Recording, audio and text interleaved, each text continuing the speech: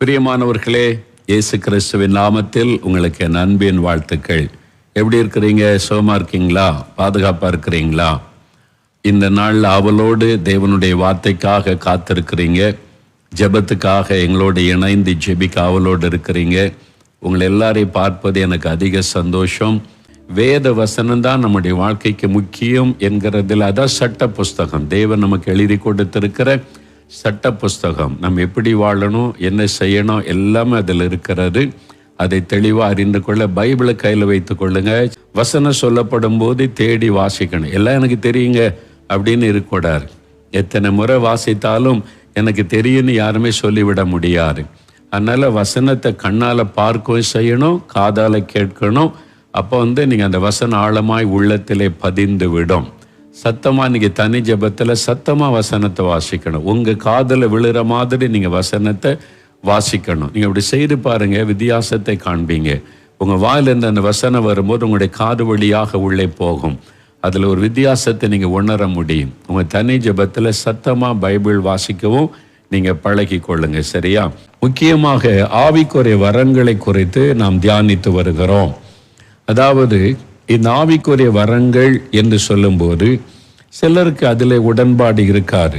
ஏன்னு சொன்னால் அவங்க ரட்சிக்கப்பட்ட அனுபவத்தோடு இருப்பாங்க. அதுக்கு மேலே போக விரும்ப மாட்டாங்க. இது போதும்னியே இருப்பாங்க, அதுக்குள்ளே இருப்பாங்க. ஆனால் வேத புஸ்தகத்தில் சொல்லப்பட்ட அனுபவங்கள் எல்லாம் தேவனுடைய பிள்ளைகளுக்குரியது. ஆண்டவரை விசுவாசிக்கிற எல்லாருக்குமே இந்த வேதத்தில் சொல்லப்பட்ட அத்தனை ஆவிக்குரிய அனுபவங்களும் ஆசீர்வாதங்களும் உரியது. அதை அறிந்து கொள்ளுங்க. சிலர் சொல்லுவாங்க ஆவிக்குரிய கனி இருந்தால் போதும், வரம் தேவையில்லைம்பாங்க. வேதம் என்ன சொல்லுதுன்னா ரெண்டுமே அவசியம். ஆவிக்குரிய கனி உள்ளவர்களாக நம்ம இருக்கணும். கனிக்கு அதிக முக்கியத்துவம் கொடுத்து கலாத்தியர் 5:22-23 சொல்லப்பட்ட ஆவியின் கனி 9 சுபாவங்களும் நமக்குள்ள இருக்கணும். அதே சமயத்தில் 1 கொரிந்தியர் 12:8-10 சொல்லப்பட்டிருக்கிற ஆவிக்குரிய வரங்களும் நமக்கு அவசியம். இதில் ஒன்றை தவிர்த்து இன்னொன்று முக்கியம், அது தேவையில்லை, இது போதுன்னு சொல்லுவது தவறு. வேதத்தில் சொல்லப்பட்ட இந்த காரியங்கள் எல்லாமே நமக்கு அவசியம். அவசியமில்லாத ஆண்டவர் எழுதி வைக்கல. ஆவிக்குரிய வரங்களை குறித்து எங்களை அறியாதிருக்க மனதில்லை அப்படின்னு ஆவியனை எழுதி வச்ச என்ன காரியம்? அப்போ நம்ம அறியணும். அந்த ஆவிக்குரிய வரத்தை நாடுங்கள் அப்படின்னு வசனத்தை சொல்லியிருக்கு. அப்போ நாடணும் வசனம் சொல்லுது. அதனால என்ன பிரயோஜனம் அப்படிலாம் சிலர் நினைப்பாங்க. அதைத்தான் நம்ம வாசிக்கிறோம். அந்த ரோமர்களின் நிருபத்தில் பவுல் சொல்லுகிறார், முக்கியமான ஒரு காரியம் சொல்றார். ரோமர் 1:10 வாசிக்கும் போது, நீங்கள் ஸ்திரப்படும்படி, ஆவிக்குரிய வாழ்க்கையில ஸ்திரமாய் இருக்கும்படி ஆவிக்குரிய சில வரங்களை உங்களுக்கு ஆண்டவர் கொடுக்கும்படி நான் வேண்டுதல் செய்கிறேன்னு சொல்றார். அப்ப அந்த அபிஷேகம், அந்நிய பாஷை, ஆவிக்குரிய வரங்கள் நமக்கு அவசியம். அப்பதான் நம்ம ஸ்திரமா நிற்க முடியும். ஆவிக்குரிய வாழ்க்கையில தேவனுடைய வல்லமை வெளிப்படுத்துகிறவராய் வாழணும்னு கர்த்தர் விரும்புகிறார். ஆனா சிலர் இதெல்லாம் ஏற்றுக்கொள்ளாம அன்பு மட்டும் போதும். 13:1 கொரிந்தியர் உண்மைதான், யாருமே அதை மறுக்கல. அன்பு இல்லாம வெறும் வரத்தை வச்சு ஒன்றும் செய்ய முடியாது. அன்பினாலும் நிறைந்திருக்கணும், வரத்தினாலும் நிறைந்திருக்கணும். இதைத்தான் வேதம் போதிக்கிறது. இந்த ஆசீர்வாதங்கள் எல்லாம் உடையவர்களா நம்ம இருக்கணும். அது மாத்திரல்ல, வரப்போகிற எழுப்புதல் காலத்தில் தேவன் இந்த வல்லமை வரங்களை சிறு பிள்ளைகள், வாலிபர்கள், ஒவ்வொரு சீஷர்களுக்கும் கொடுத்து வெறும் முழு நேர ஊழியர்களுக்கு மாத்திரம் அல்ல, ஐடியில் வேலை செய்கிறவங்க, பேங்கில் வேலை செய்கிறவங்க, ஸ்கூலில் வேலை செய்கிறவங்க, படித்து கொண்டு இருக்கிறவங்க, பிஸ்னஸ் பண்ணுறவங்க, ஒவ்வொருவரையும் கர்த்தர் பயன்படுத்த போகிறார். ஒவ்வொருவரை எழும்பி இயேசுவின் நாமத்தை அவங்க மகிமைப்படுத்தி வல்லமை வெளிப்படுத்த போகிறாங்க. அதனால தான் இந்த ஆவிக்குரிய கிருபைகள், வல்லமைகள், வரங்களை அறிந்து கொள்ளும்படி, உங்களுக்கு அதை விளக்கி சொல்லும்படி ஆவியானவர் கட்டளையிட்டார். அதிகமான மக்கள், ஏராளமான மக்கள் நன்மை பெற்று தொடர்பு கொண்டு சொல்றாங்க. ஒரு ஸ்கூல் நடத்துகிற மக்கள் சொல்றாங்க, இது எங்களுக்கு ரொம்ப ஆசீர்வாதமா இருக்குது, இப்படியெல்லாம் வசனத்தில் இருக்க தெளிவு இப்பதான் கிடைச்சிருக்கிறது என்று சொல்லி.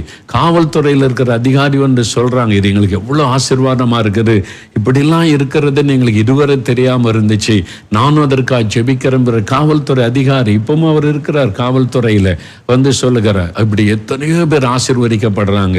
ஆனா 1-2 பேர் அவங்க ஒரு குறுகின வட்டத்துக்குள்ள இருப்பாங்க, இவ்வளவுதான், இதுதான், இது போதும்னு சொல்லி. ஆனா நமக்கு வசனம் தான் முக்கியம்.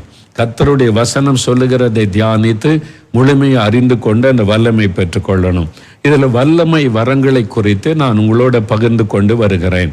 இந்த வல்லமை வரங்கள் என்பது குணமாக்கும் வரங்கள், விசுவாசம், அற்புதங்களை செய்யும் சக்தி, தேவனுடைய வல்லமை வெளிப்படுத்துகிற வரம். நாம் ஆண்டவருடைய வல்லமையை வெளிப்படுத்துகிறவர்களாய் இருக்க வேண்டும் என்று கர்த்தர் விரும்புகிறார். அதனால தான் பரிசுத்தாவி வரும்போது நீங்கள் வல்லமை அடைவீர்கள். இந்த அப்போஸ்தலர் 1:8 வாக்கு கொடுத்தார். சாட்சியா இருக்க வல்லமை, இயேசுவின் வல்லமை வெளிப்படுத்த நமக்கு வல்லமை. என்னை விசுவாசிக்கிறவன் நான் செய்கிற கிரியைகளையும் செய்வான், இதிலுக்கும் பெரிதான கிரியைகளை செய்வான் இயேசு வாக்கு கொடுத்திருக்கிறார். அப்ப நம்ம ஒவ்வொருவரையும் ஆண்டவர் பயன்படுத்த விரும்புகிறார் என்பதை விசுவாசிக்க வேண்டும். அப்போஸ்தலரை மட்டும் பயன்படுத்தல, 12 அப்போஸ்தலரை மாத்திரம் அல்ல, ஆண்டவர் பேதுரு யோவானை மாத்திரல்ல, பிலிப்பை பயன்படுத்துறாரு, ஸ்தேவானை பயன்படுத்துகிறார். விசுவாசிகளை எல்லாம் பயன்படுத்தி சுவிசேஷத்தை பரவி செய்கிறது வேதத்தில் எழுதப்பட்டிருக்கிற சத்தியம்.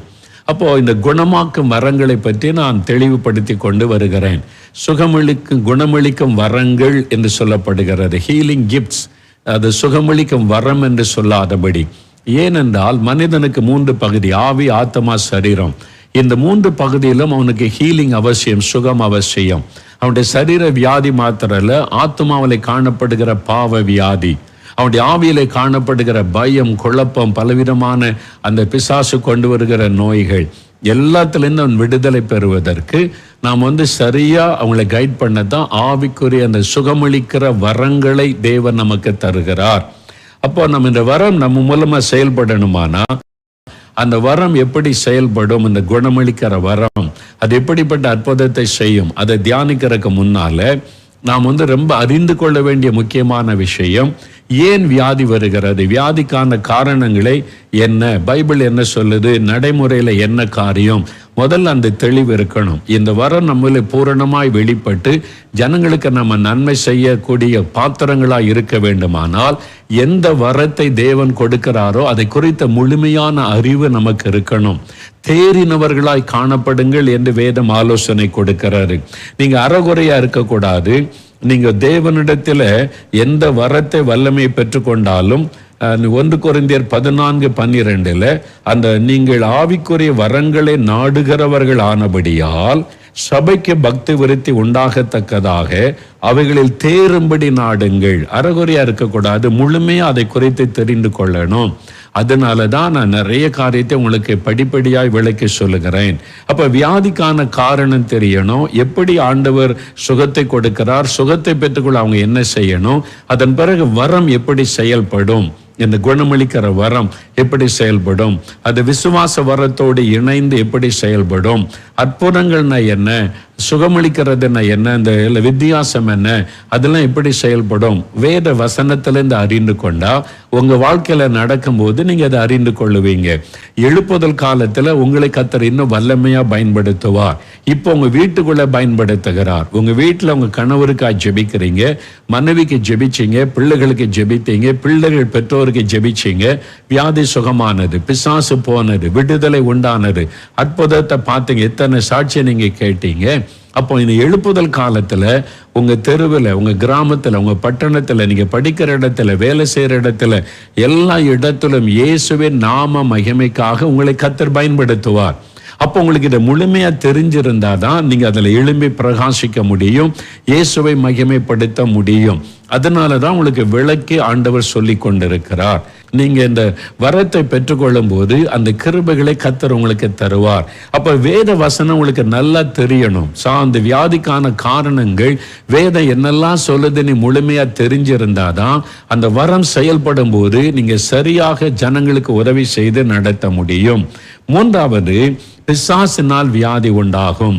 எல்லா வியாதிக்கும் காரணம் பிசாசுன்னு சொல்லிட முடியாது. சில வியாதிகள் பிசாசினால் உண்டாக்கப்படுகிறது. லூக்கா 13:10-16 வாசிக்கும் பொழுது 18 வருஷம் கூனியா இருந்த பெண்ணை குறித்து வாசிக்கிறோம். அவள் ஏதோ நோயினால பாதிக்கப்பட்டிருக்கிறான் தான் ஊரார் நினைத்தாங்க. முதுகு தண்டையில் ஏதோ பிரச்சனை, முருகு வளைஞ்சு போச்சேன்னு சொல்லி 18 வருஷம் அந்த வேதனை. ஆனா இயேசு பார்த்த உடனே கண்டுபிடிச்சிட்டாரு, இது அந்த சரீரத்தில் வருகிற சாதாரண வியாதி அல்ல, இது ஒரு பலவீனப்படுத்துகிற ஆவி, இதுக்கு பின்னால் இருப்பது ஒரு சாத்தான். 16 சொல்றார், சாத்தான் அவளுடைய சரீரத்தை கட்டி வைத்திருந்தான். இயேசுவே சொல்றாரு, சாத்தான் கட்டி வைத்திருந்தான் என்று. இந்த கட்டி வச்சிருக்கன்னா சிலர் நம்ப மாட்டாங்க. இயேசுவே சொல்றாருங்க. லூக்கா 13 16 பாருங்க. சாத்தான் 18 வருஷமாய் கட்டி வைத்திருந்த இவளை இந்த கட்டிலிருந்து அவிழ்த்து விட வேண்டியது அவசியம் அல்லவான்னு இயேசுவே சொல்லுகிறார். அப்ப நீங்க அதை அறிந்து கொள்ளுங்க. பைபிளை கரெக்டா வாசித்தா நீங்க விளங்கி கொள்ள முடியும். சாத்தானுடைய கட்டு, பிசாசனுடைய கட்டு பாருங்க. மத்தேயு 9:32-33 ஊமையான ஒரு ஆளை இயேசு கிட்ட கூட்டு வர. அவனால பேச முடியாது. அது ஏதாவது வியாதி, தொண்டையில பிரச்சனை அப்படின்னு எதாவது நினைச்சிருக்கலாம். இயேசு கண்டுபிடித்தார், இந்த வியாதிக்கு பின்னால் இருப்பது ஒரு அசுத்த ஆவி. அந்த ஆவியை கடிந்து கொண்டார். அந்த ஆவி போன உடனே பேச ஆரம்பிச்சிட்டான். அவ்வளவுதான், ஊமையன் பேச ஆரம்பிச்சிட்டான். அதே மாதிரி மத்தேயு 12:22 வாசி பாருங்க. கண்ணு தெரியாத குருடும் ஊமையுமான ஒரு ஆளை கூட்டிட்டு வந்தாங்க. அது மாதிரி செவிடு, காது கேட்காதது. பெரும்பாலும் அது ஒரு செவிட்டு ஆவி. அது அப்படியே அடைத்து கொண்டு காது கேட்காமல் செய்து விடுகிறாரு. சிலருக்கு காதுக்குள்ள வியாதி, சிலர் அந்த உறுப்பில் பாதிக்கப்பட்டு செவிடு ஆனவங்களும் செவித்திறன் அற்றவர்களும் உண்டு. சிலர் அந்த சாத்தான் கட்டி வச்சு செவி கேட்கக்கூடாதபடி பண்ணுகிறதும் உண்டு. ஆனா எல்லாத்தையுமே இப்படி சொல்லிடக்கூடாது. வித்தியாசங்களை நம்ம விளங்கி கொள்ள வேண்டும். எல்லாமே பிசாசுல வருது, எல்லாமே பாவத்துல வருது, எல்லாமே சாபத்துல, அப்படி சொல்லிடக்கூடாது. அதுதான் நம்ம கண்டுபிடிக்கணும். ஆவியானவர் நமக்கு உதவி செய்வார். அப்போ அசுத்த ஆவிகள் கூட ஒரு மனிதனுடைய சரீரத்தை தாக்கி அவனை முடக்கி அவனை வியாதிக்குள்ளாக்கி விடும். அப்போ அதற்கு ஏற்ற ஜெபத்தை நம்ம செய்யணும். 4வது ஒரு காரியம் பாருங்க. நிறைய கிறிஸ்தவர்கள் கூட உணராத ஒரு விஷயம். 1 கொரிந்தியர் 11:29-30 இருக்குது. அபாத்திரமாய் திருவிருந்து ஆராதனையில பங்கு பெற்றால் வியாதி வரும். அபாத்திரமாய் திருவிருந்து கொடுக்குறாங்களே, இயேசுடைய சரீரம், இயேசுடைய ரத்தம்னு சொல்லி அதை போய் பங்கு பெறல. சபைகள்ல அபாத்திரமாய் பங்கு பெறுகிறவன் சிகரெட்டு பிடிச்சிட்டு, ராத்திரி குடிச்சிட்டு, தண்ணி அடிச்சிட்டு, துன்மார்க்கமா நடந்துட்டு, ஆண்டவரை குறித்த ஒரு ரட்சிப்பு இல்லை, பாவத்தை விட்டு மனம் திரும்பாம, நான் திடப்படுத்தல் படிச்சுட்டேன் அதனால போய் நான் எடுக்கிறேன்னு எடுத்தீங்க, வியாதி வரும், மரணம் வரும். நான் சொல்லலைங்க, மோகலாச பயமுறுத்துறான்னு சொல்லாங்க. வசனம் சொல்லுது, வாசிங்க. 1 கொரிந்தியர் 11:29-30 பவுல் இந்த திருவிருந்து ஆராதனை குறித்து எழுதி கொண்டே வரும்போது சொல்றார், எந்த மனுஷனும் தன்னைத்தானே சோதித்தறிந்து 28ஆம் வசனம் 1 கொரிந்தியர் 11:28-29-30 அது பைபிளை பாருங்க, வசனத்தை பாருங்க. எந்த மனுஷனும் தன்னைத்தானே சோதித்தறிந்து இந்த அப்பத்தில் புசித்து இந்த பாத்திரத்தில் பானம் பண்ண கடவன். அதனால்தான் திருவிருந்து ஆராதனை நடத்தும் போது ரொம்ப நேரம் ஜெபம், பாவரிக்க ஜெபம்லாம் வைக்க காரணம் அதுதான். ஆனா உண்மையா மனம் திரும்பணும். சும்மா கிளிப்பிள்ளை மாதிரி ஜெபத்தை செஞ்சுட்டு போனா அதனால பிரயோஜனம் கிடையாது. என்னத்தினாலெனில் அபாத்திரமாய் போஜன பானம் பண்ணுகிறவன் கர்த்தருடைய சரீரம் என்னதென்று நிதானித்து அறியாததினால் தனக்கு ஆக்கினை தீர்ப்பு வரும்படி போஜன பானம் பண்ணுகிறான்.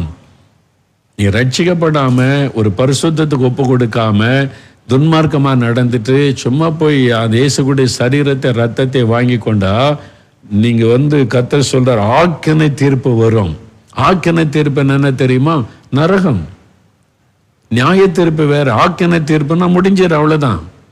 ரொம்ப பயங்கரமான ஒரு காரியம். நம்ம ரொம்ப ஜாக்கிரதையா ஒப்பு கொடுத்து திருவிருந்து ஆராதனையில பங்கு பெறணும். சும்மா போய் கை நீட்டிட்டு எடுத்துட்டு அப்படி அசட்டை பண்ணிட்டு உட்காரக்கூடாது. கவனம்.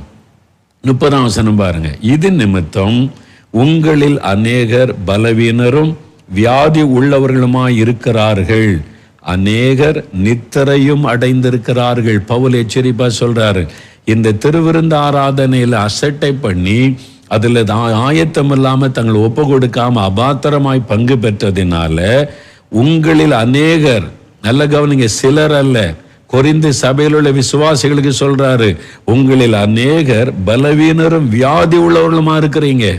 ஏன் உங்களுக்கு இந்த வியாதி வந்துச்சு தெரியுமா? ஏன் நீங்க இன்னைக்கு பலவீனப்பட்டிருக்கீங்க தெரியுமா? அபாத்திரமாய் திருவிருந்தில பங்கு பெற்றீங்க, மனம் திரும்பாம ரட்சிக்கப்படாம உனக்கு ஆண்டவருக்கு ஒப்பு கொடுக்காம இஷ்டப்படி வாழ்ந்துட்டு திருவிருந்தில பங்கு பெற்றீங்க. அதை அசட்டை பண்ணினீங்க. அதனுடைய அர்த்தத்தை நீங்க உண்மையா விளங்கி ஒப்பு கொடுத்து எடுக்காம நீங்க பண்ணினீங்க. அதனால உங்களுக்கு அநேகர் வியாதிப்பட்டிருக்கிறீங்க, பலவீனராக இருக்கிறீங்க. அதோடு நிறுத்தல, அநேகர் மரணம் அடைந்திருக்கிறார்கள். நல்லா அறிந்து கொள்ளுங்க கிறிஸ்தவர்களே, ஆலயத்தில் போய் திருவிருந்து எடுக்கிறவர்களே, உங்க சரீரத்தில் வியாதிக்கு இது கூட ஒரு காரணமா இருக்கலாம். நீங்க சோதித்து பார்த்து மனம் திரும்பணும். அப்படி ஒப்பு கொடுக்கும் போதுதான் ஹீலிங் ஆகும். அவங்க இந்த பாவத்தை நிமித்தம் அவங்களுக்கு அந்த வியாதி வந்திருந்தா அதை உணர்ந்து மனம் திரும்பும் போது தான் ஹீலிங் ஆகும். நல்லா அறிந்து கொள்ளுங்க. அதனாலதான் இந்த வசனங்களை எல்லாம் நம்ம அறிந்து கொள்ளணும். அப்ப திருவிருந்து ஆராதனையில அபாத்திரமாய் பங்கு பெற்றா வியாதி வரும், பலவீனம் வரும், மரணம் கூட வரும். சில கிறிஸ்தவங்க அதனாலேயே செத்து போறாங்க. நீங்க அறிஞ்சு கொள்ளுங்க. சும்மா போய் விளையாடாதங்க தேவ சமூகத்தில். நான் திடப்படத்தில் படிச்சுட்டேன் அதனால போய் எடுக்கிறேன். மனம் திரும்பி இருக்கிறீங்களா? ரட்சிக்கப்பட்டிருக்கீங்களா? இயேசுவின் ரத்தத்தினால் கழுவப்பட்டிருக்கீங்களா? அந்த ரத்தத்தினுடைய அர்த்தம் தெரியுமா உங்களுக்கு? ஒப்பு கொடுங்க. இன்னைக்காவது ஒப்பு கொடுத்த மனம் திரும்புங்க. சும்மா ஜாதி பிரச்சனை, சபைக்குள்ள சண்டை, அரசியல் பண்ணிட்டு அவங்க கூட சண்டை, இவங்க கூட சண்டை, இவன் அடுத்த கட்சி, இவன் வேற கட்சி, நான் இந்த கட்சி, சபைக்குள்ளே கட்சியில பிரிவினை உண்டாக்கிட்டு நீங்க போய் திருவிருந்தில் பங்கு பெற்றா தேவன் பார்த்துட்டு சும்மா இருப்பாரா? உங்களுக்கு நீங்களே ஆக்கினை வருவித்துக் கொள்றீங்கன்னு வேதம் சொல்லுது. எச்சரிக்கை வசனம் தெளிவா சொல்லுது. இதுவரைக்கும் இப்படி ஒரு வசனம் இருக்குதா? நிறைய பேருக்கு தெரியாது. கிறிஸ்தவங்களுக்கு இப்படி ஒரு வசனம் இருக்கிற தெரியுமா? இப்ப தெரிஞ்சுக்கிட்டீங்கல்ல. இனிமே அவ்வளவுதான், நியாய தீர்ப்பு தான். நீங்க இனிமேல் திருவிருந்தில் பங்கு பெறும்போது ஒப்பு கொடுத்து தாழ்த்தி அர்ப்பணிச்சு ஆண்டவரே உங்க ரத்தத்தினால கழுவுங்க ஆயத்தப்பட்டு பயபக்தியா போய் நிக்கணும். நீங்க இஷ்டத்துக்கு போய் அஜாக்கிரதையா எடுக்கக்கூடாது. கவனம், ஜாக்கிரதை. எங்க ஜபக்குழுவை சார்ந்த ஒரு குடும்பம், அவங்க நல்ல ஜபக்குழு ஆரம்ப காலத்துல இருந்து இயேசுடைய ஜபக்குழு ஜெபம் பண்ணுவாங்க. அவங்க வீட்டுல 2 பையங்க, ஒரு பொண்ணு. அந்த பொண்ணை ரொம்ப செல்லமா ரொம்ப அன்பா வச்சிருந்தாங்க. அந்த மகள் ஸ்கூல்ல படித்து கொண்டு இருந்தாள். பெண் பிள்ளை மேல அந்த பெற்றோருக்கும் ரொம்ப பாசம். பையங்க 2 பேர், ஒரு பெண் பிள்ளை. அவன் ஸ்கூல்ல படித்து டீனேஜ் பருவத்தில் எங்க ஊழியம் ஆரம்பிக்கப்பட்டு ஜபக்குழு ஆரம்பிச்சு ஆரம்ப காலம் 80களின் ஆரம்பத்தில் அவளுக்கு ஒரு வியாதி வந்து விட்டாரு. ஆஸ்பத்திரியில் சேர்த்தாங்க. கேன்சர் வியாதி. இது மாதிரி ஒரு பெரிய போராட்டமான வியாதி. நாங்கள் இது டீனேஜ் பிள்ளை, ஆண்டவர் சுகம் கொடுத்து ஆகணும் போராடி ஜெபிக்கிறோம், உபவாசம் பண்ணுறோம், போராடுறோம், யுத்தம் பண்ணி ஆண்டவரே அந்த மகள் வேணும், நீங்கள் சுகம் கொடுக்கணும். அந்த பெற்றோர்கள்லாம் கண்ணீரோடு ஜெபிக்கிறாங்க, போராடுகிறோம். சில நாளாய் போராடி ஜெபிக்கிறோம்.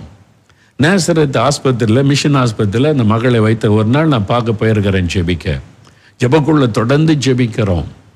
அப்போ நான் பார்க்க போயிருக்கும்போது அவருடைய படுக்கைக்கு அருகிலே போனால் பேசினா அந்த பெற்றோர் இருந்தாங்க.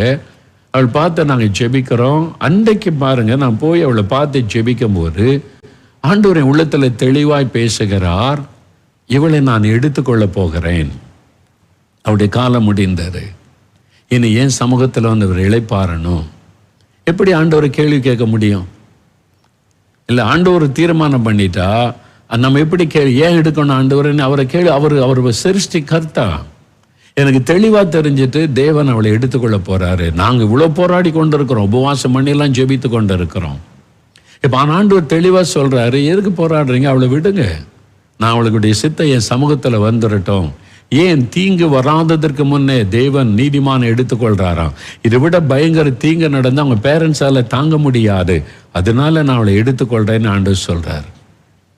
அப்போ இனி போராடி பிரயோஜனம் இல்லை, சுகம் கிடைக்க போறதில்லை. அதில் தேவ சித்தம் வேற மாதிரி இருக்குது. நான் அவங்கள நேசரத் அந்த ஆஸ்பத்திரிக்குள்ள ஒரு சேப்பல் இருக்குது, அங்கே கூப்பிட்ட 2 பேரை அந்த தாய் தாப்பா 2 பேரும் வாங்க, உங்களோட நான் பேசணும். அந்த சேப்பலில் போய் நான் உட்கார்ந்தவன்ட்டு சொன்னேன், நான் சொல்கிறத நீங்கள் கொஞ்சம் விலகி கொள்ளணும், நீங்கள் பதஷ்டம் அடையக்கூடாது, பயப்படக்கூடாது. நாங்கள் ஜெபக்குழுவிலே தொடர்ந்து ஜெபிக்கிறோம், ஆண்டவர் மகளுக்கு சுகம் கொடுக்கணும், அவரால் முடியும், விசுவாசத்தோடு நம்ம ஜெபிக்கிறோம். ஆனால் இப்போ உங்களுக்கு காரியத்தை உங்கள்கிட்ட சொல்கிறேன், நீங்களும் ஜெபிக்கிறீங்க, நாங்களும் ஜெபிக்கிறோம். ஒருவேளை தேவன் சுகம் கொடுத்து நமக்கு தரலாம். அப்படி இல்லாமல் ஒருவேளை தேவன் எடுத்துக்கொண்டா அப்படியே யோசிக்க ஆரம்பித்தாங்க. நான் எடுத்தவொடனே ஆண்டவர் எடுத்துக்கொள்ள போகிறாரு அப்படின்னு நான் பேசலை, ஒரு கேள்வியை வைத்தேன். நம்ம ஜெபிக்கிறோம், போராடுறோம், ஜெபம் பண்ணும், ஆண்டவர் தருவார். சப்போஸ் ஆண்டவர் எடுத்துக்கொண்டா நீங்கள் என்ன நினைக்கிறீங்க? அவங்க கண்ணீரோட பார்த்தாங்க ஒருத்தருக்கு ஒருத்தர். ஆண்டவருடைய சித்த அதுவாக இருந்தால் எடுத்துக்கொள்ளட்டும், என் பிள்ளை வேதனைப்படுறதை விட தெய்வ சமூகத்தில் இளைப்பாறட்டும், அதுக்கு ஒப்பு கொடுங்க. 2 பேரும் ஒப்பு கொடுத்த, ஆண்டவரே என் பிள்ளை சுகமாக்கி தர உம்மால முடியும், உமக்கு சித்தமா நான் சுகமாக்கி எங்களுக்கு தாரும், இல்லை உம்முடைய ராஜ்யத்துக்கு தான் வேணும்னா நீங்கள் எடுத்துக்கொள்ளுங்க, உம்முடைய சித்தத்துக்கு ஒப்பு கொடுக்குறோன்னு ஒப்பு கொடுத்தாங்க. அந்த மகளை கர்த்தர் எடுத்துக்கொண்டார். ஆனால் அந்த குடும்பத்தை தேவன் ஆறுதல் படுத்தி தைரியப்படுத்தி நடத்தினார். அடுத்த 2 பிள்ளைகளை கர்த்தர் ஆசீர்வதித்தார். நமக்கு விளங்காது சில காரியம், ஏன் தெரியாது. ஆண்டவர் சுகம் கொடுக்க முடியும், அப்போ ஏன் கொடுக்கல தெரியாது. சில காரியம் அவருடைய ரகசியம், அவர் எஜமான், அவர் சிருஷ்டி கர்த்தா, நம்ம இப்படிதான் ஆண்டவர் செய்யணும்னு சொல்ல முடியாது. இதெல்லாம் நம்ம தெரிந்து கொண்டு தான் இந்த ஊழியத்துக்குள்ள வரணும். இந்த வரங்கள் இல்லாட்ட எனக்கு வரம் இருக்குது, சுகமளிக்கிற வரம், நான் I can heel any disease அப்படிலாம் சொல்ல முடியாது. தேவ சித்தத்தை அறிந்து கொள்ளணும், அதெல்லாம் நமக்கு ரொம்ப முக்கியம். மரணத்துக்கு ஏதுவான வியாதி சிலருக்கு ஆண்டவர் அனுமதிச்சிருக்கலாம். பாருங்க, ஏசாயா நினைச்சிருந்தா ஜெபிச்சிடலாம். முதல்ல எசேக்கியாவுக்கு வியாதிப்பட்டானா, நான் வர ஆண்டவரே நீர் சுகமாக்கணும், இந்த ராஜாவை சுகமாக்கணும் ஜெபிச்சிருக்கலாம். இல்லை வீட்டு காரியத்தை ஒழுங்குபடுத்துங்க, போய் நீங்க ஆண்டவருடைய வேலை வந்துட்டுன்னு செய்து சொல்லிட்டு போய்கிட்டே இருக்கிறாரு. அப்போ நீங்க அதை அறிந்து கொள்ளணும், வேத வசனத்தை தெளிவா. சரியா? இன்னும் வேகமா சொல்ற, இயற்கை விதிகளை மீறும் போது, நம்ம இயற்கை விதிகளை மீறும் போது வியாதி வரும். அது என்னங்க அப்படின்னு பைபிள்ல தான் இருக்க, பைபிள்ல இல்லை, நடைமுறையில் யோசித்து பாருங்க. நம்ம எல்லாம் சமைச்சு சாப்பிட்டு தான் பழக்கம் இல்லை. பச்சை கத்திரிக்காய் சாப்பிட்டா என்ன ஆகும்? வயிற்று வலி வரும். இந்த வயிற்று வலிக்கு என்ன காரணம்? பாவமா பிசாசா சாபமானா? ஒன்றும் இல்லை, நீ சமைக்காமல் சாப்பிட்டா வயிற்று வலி வந்திருக்கு. அப்போ இயற்கை விதி, நம்முடைய சரீரம் எதை ஒத்துக்கொள்ளுமோ அப்படி நடந்து. வெளிநாட்டுக்கு போனால் சிலர் பச்சையாக சாப்பிடுவாங்க, ஜாப்பனீஸ் எல்லாம். அதே மாதிரி நம்மளும் சாப்பிட ஆரம்பித்தா நமக்கு வியாதி வந்துடும். அதுக்கு உடனே பிசாசையோ பாவத்தையோ சொல்லிடக்கூடாது. நம்ம சாப்பாட்டு முறையில் கொஞ்சம் மாற்றம். இயற்கை, நம்முடைய விதி, நம்முடைய நாடு, நம்முடைய கிளைமேட்டு, நம்முடைய முறைக்கு இந்த சாப்பாட்டு தான் ஒத்துக்கொள்ளுன்னா அதான் ஒத்துக்கொள்ளும். இது ஒத்துக்கொள்ளாட்டா நமக்கு வயிற்று வலி வரும், பிரச்சனை வரும், அந்த வியாதி வரும். உடனே அது பிசாசுன்னு சொல்லிடக்கூடாது, பாவம்னு சொல்லிடக்கூடாது. அப்போ இயற்கை வீதிகளை மீறும் போது, தூங்க வேண்டிய அளவு தூங்காம ராத்திரி எல்லாம் போய் சினிமா பார்க்கறது, ஊர் சுத்துறது, நைட்டு முழுவதும் சுத்திட்டு விடிய காலத்தில் 4 மணி 5 மணிக்கு படுக்கிறது, வியாதி வரும். தூங்க வேண்டிய அளவு தூங்கலைன்னா வியாதி வரும். அதனால சரீரம் பாதிக்கப்படும். அதுக்கு வேற எதையும் காரணம் சொல்லக்கூடாது. அப்ப இயற்கை விதிகளை மீறும் போது. அப்புறம் கடைசியா நோய் கிருமிகள், அதான் வைரஸ். இப்ப கொள்ள நோய் வருது, எதனால? அந்த கொள்ள நோய், அது ஒரு வைரஸ் தாக்குகிறது, நோய் கிருமிகள் தாக்கு. அதனாலதான் நீங்க வாதை உன் கூடாரத்தை அணுகாதுன்னு சொல்றாரு. கொள்ள நோய், அதுக்கு விலைக்கு அந்த வாக்குத்தத்தம் சொல்லி நம்மை ஜெபிக்கணும். நம்மை சுற்றிலும் கிருமிகள் இருக்கிறது, நம்மை சுற்றிலும் வைரஸ் இருக்கிறது. எது எப்ப தாக்கும்னே தெரியும். அவர்களை மேற்கொள்ளக்கூடிய சக்தி நம்முடைய உடம்பில் ஆண்டவர் தருகிறார், நம்ம உணவு மூலமா. அப்ப எதிர்ப்பு சக்தி இருக்கும்போது நம்ம மேற்கொள்ள முடியும். அதுக்கு தான் சத்துள்ள ஆகாரம் சாப்பிடணும்னு சொல்லுகிறது. சரியா? அப்ப இந்த காரியத்தை விளங்கி கொள்ளணும். இவ்வளவு காரியம் இருக்குது. இப்ப இதெல்லாம் தெரிந்து கொண்டீங்களா? இப்ப ஜெபிக்கலாமா? நாளைக்கு மீதி காரியத்தை நம்ம பார்க்க போறோம். சரியா? சில முக்கியமான காரியம். இப்ப ஆண்டவரே, வியாதிக்கான இவ்வளவு காரணம் இருக்குதா? இதெல்லாம் தெரிந்து கொண்டேன், அதற்கு ஸ்தோத்திரம். அப்ப நான் இந்த தெளிவை எனக்கு தாங்க, சத்தியத்தை நான் இன்னும் தெளிவா அறியணும். இனி முதல்ல அதை அறிந்து கொள்ள, எனக்கு சத்தியத்தை அறியணும், வசனத்தை அறியணும். ஒரு வியாதினா அதனுடைய முழு தன்மை எனக்கு தெரியணும். இந்த வரம் எனக்குள்ள செயல்பட இதெல்லாம் நான் கற்றுக்கொள்ளணும்னு சொல்லி ஜெபிக்கணும். சரியா? எல்லாரும் எளிமை நில்லுங்க, நம்ம ஜெபிக்க போகிறோம். நாளைக்கு நம்ம அபிஷேகத்துக்காக ஜெபிக்கலாம். இன்றைக்கு வசனத்தின் மூலமாய் வசனத்தின் காரியத்தை நான் தெளிவா அறிந்து கொள்ளணும். அறகுறையா இருக்கக்கூடாது, முழுமையா தெரிந்து கொள்ள கிருபை தாங்க. இந்த மாதிரி வேத வசனத்தின் சத்தியத்தை உள்ளத்துல பதிங்க. நான் விளக்கமா அறிந்து கொள்ள ஆண்டவரே நீ ஜெபிக்கல. எல்லா எளிமை இல்லைங்க.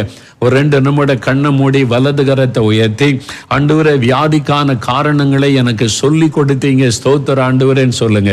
வியாதிக்கு என்னென்ன காரணம் பைபிள் வசனத்திலிருந்து தெளிவா எனக்கு சொல்லி கொடுத்தீங்க. இதை நான் தெளிவா அறிந்து கொள்ளணும், மனதில் பதித்து கொள்ளணும். வேத வசனம் என் இருதயத்தில் ஆழமா பதியணும். இதெல்லாம் நான் முழுமையா கற்றுக்கொள்ளணும். நான் அரைகுறையா இருக்கக்கூடாது. ஆண்டவரே, வேத வசனத்தில் அரைகுறையா இருக்கக்கூடாது. முழுமையான சத்தியத்தை அறிந்து கொள்ளணும், முழுமையா முழுமையாக எல்லாவற்றையும் நான் தெரிந்து கொள்ளணும். ஆவியானவர் கற்றுத்தாரும், இதை என் இருதயத்திலே பதித்தருளும். ஜெபம் பண்ணுங்க, எல்லாரும் ஜெபம் பண்ணுங்க. இதெல்லாம் எனக்கு முழுமையா தெரிஞ்சிருக்கணும், இன்னும் ஆழமா எனக்கு போதியும், வசனத்தை கொண்டு போதியன்னு கேளுங்க. வசனத்தின் வெளிச்சம் உள்ளத்துல வரட்டும். தகப்பனே, யார் யார் ஜெபிக்கிறாங்களோ உம்முடைய வசனத்தின் வெளிச்சம் உடைய உள்ளத்திலே உதிக்கட்டும். வேத வசனத்தை, சத்தியத்தை உம்முடைய பிள்ளைகள் தெளிவாய் அறியட்டும். சத்தியத்தின்படி காரியங்களை விளங்கிக் கொள்ள பிள்ளைகளுக்கு உதவி செய்யும். வியாதிக்கான காரணங்களை விளக்கி காண்பித்த அன்பிற்காக நாங்கள் உம்மை துதிக்கிறோம். வேத வசனத்தின் மூலமாய் காரியங்களை தெளிவாய் அறிந்து கொள்ள உம்முடைய பிள்ளைகளுக்கு உதவி செய்தீர். ஆண்டவரே, உம்முடைய ஊழியர்கள் ஆண்டவரே ஒவ்வொருவரையும் வசனத்தின் வெளிச்சத்திலே நடத்தும். உம்முடைய பிள்ளைகள் ஒவ்வொருவரை வசனத்தின் வெளிச்சத்திலே நடத்தும். காரியங்கள் இப்படி இருக்கிறதா என்று முழுமையாய் அறிந்து கொள்ள கிருபை தாரும். வேத வாக்கியங்களை ஆராய்ந்து பாருங்கள் என்று சொன்னீரே, அதே மாதிரி வேத வாக்கியங்களை ஆராய்ந்து பார்த்து எல்லாவற்றையும் அறிந்து கொள்ள உதவி செய்யும். நீர் கிருபை தாரும். ஆவியானவர் போதியும். நீர் உதவி செய்கிற அன்பிற்காய் ஸ்தோத்திரம், ஸ்தோத்திரம், ஸ்தோத்திரம். எங்களுக்கு கற்றுக் கொடுத்த அன்பிற்காய் ஸ்தோத்திரம் அப்பா. இன்னும் அதை குறித்து முழுமையாய் அறிந்து, வரங்களை குறைத்து அறிந்து கொண்டு அநேகருக்கு நாங்கள் பிரயோஜனமாய் இருக்க எங்களை பயன்படுத்த ஒப்பு கொடுக்கிறோம். நாளை தினத்தில் இன்னும் எங்களுக்கு போதித்து விசேஷித்த அபிஷேகத்தினால் வரங்களினால் நிரப்பி ஆசீர்வதிக்க போகிற அன்பிற்காய் ஸ்தோத்திரம். உம்முடைய அன்பின் கரத்தில் எங்களை அர்ப்பணிக்கிறோம். ஒவ்வொருவரை ஒப்பு கொடுக்கிறேன். இயேசு கிறிஸ்துவின் நாமத்தில் ஜெபிக்கிறோம் பிதாவே. ஆமேன், ஆமேன். என் ஆத்துமாவே கர்த்தரை ஸ்தோத்திரி, என் முழு உள்ளமே அவருடைய பரிசுத்தமுள்ள நாமத்தை ஸ்தோத்திரி. என் ஆத்துமாவே கர்த்தரை ஸ்தோத்திரி, அவர் செய்த சகல உபகாரங்களை மறவாதே. ஆமேன், ஆமேன். நாளை தினம் அபிஷேகத்துக்காக ஜெபம் பண்ணுவோம். இந்த வாரம் இன்னும் சில காரியத்தை சொன்ன பிறகு சுகத்தை பெற என்ன செய்யணும், இப்ப வியாதி எதனால் அறிந்து கொண்ட சுகம் பெற என்ன செய்யணும், வசனம் என்ன சொல்லுது, அது அறிந்த பிறகுதான் வரத்துக்குள்ளே வருவோம். அப்ப இவ்வளவு தெரிஞ்சாதான் நீங்க வரத்தின் அனுபவத்தில் வரும்போது நீங்க ஞானமாய் தெளிவாய் ஊழிய பாதையிலே முன்னேற முடியும். அதனால்தான் இவ்வளவு காரியத்தை ஆண்டவர் கற்றுக் கொடுக்கிறார். அதன் பிறகுதான் அந்த சுகமளிக்கிற வர செயல்படும் போது என்ன மாதிரி அற்புதம்லாம் நடக்கும். பைபிள்ல இருந்தும் அப்போஸ்தலருடைய வாழ்க்கையிலிருந்தும் நம்ம அனுபவத்திலிருந்து கற்றுக்கொள்ளுவோம். சரியா? கர்த்தருடைய வசனத்தை தேடி வாசிங்க, ஆராய்ச்சி பண்ணுங்க, வசனத்துக்கு அதிக முக்கியத்துவம் கொடுங்க, ஆராய்ந்து பாருங்க. நான் சொன்ன அந்த பைபிளில் நிறைய அந்த டீச்சிங்லாம் இருக்குது. நாளைக்கு அந்த பைபிள் கிடைப்பதை குறித்த விவரங்களை உங்களுக்கு சொல்லுகிறேன். இன்னும் நீங்கள் நிறைய வேதத்தை நிறைய அறிந்து கொள்ளணும், வசனத்தை. சரியா? கர்த்தருடைய ஆசீர்வாதம் உங்களோடு இருப்பதாக. God bless you. ஆமேன்.